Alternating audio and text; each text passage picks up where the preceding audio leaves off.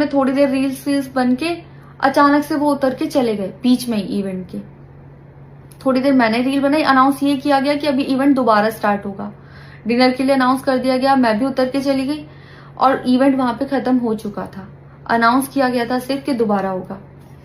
Next जब मैं घर आई तो मैंने देखा ये बहुत बड़ा मैटर बन चुका था।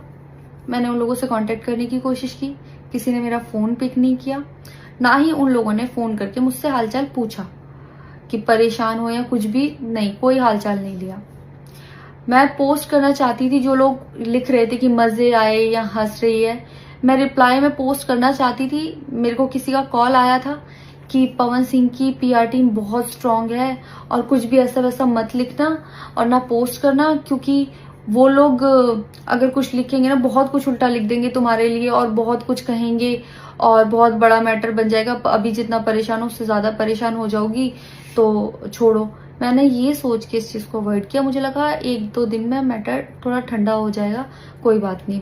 मैंने कहा पर्सनली कभी बात करूंगी इस बारे में इनसे, लेकिन बढ़ता जा रहा है। ऊपर से ना उनकी तरफ से कोई रिप्लाई मिला और मुझे नहीं पता कि ऐसे में मुझे क्या करना चाहिए था और क्या करना चाहिए।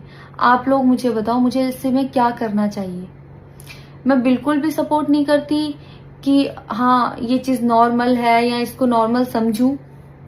किसी भी लड़की को उसके बिना परमिशन के टच करना ही पहली बात बहुत गलत है, और फिर इस तरीके से टच करना तो हद से ज्यादा गलत है।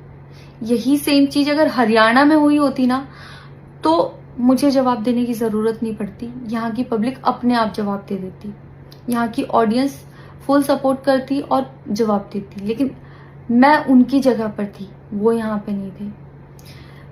इससे मुझे ये लेसन मिला है कि मैं भोजपुरी इंडस्ट्री में अब काम नहीं करूंगी। आर्टिस्ट हूं तो नई नई चीजें ट्राई करने का मन करता है कि ये भी ट्राई करूं, ये भी ट्राई करूं, ये भी ट्राई करूं। कुछ भी अलग सा आता है तो करने का मन करता है कि कुछ अलग होगा, कुछ नया ट्राई करती हूँ। और वो भी पवन सिंह जैसे सीनियर आर्टिस्ट के साथ कोलैबोरेशन थी तो हुआ कि हाँ कर लेती हूँ।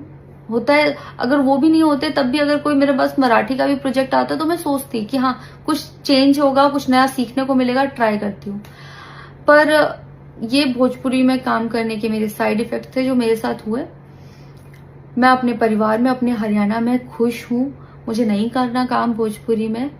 पर आप लोग मुझे जरूर बताना कि इस सिचुएशन में अगर आप होते और आप वहां पर होते तो आप उस टाइम पर क्या करते और मेरी गलती कहाँ है। जय श्री राम।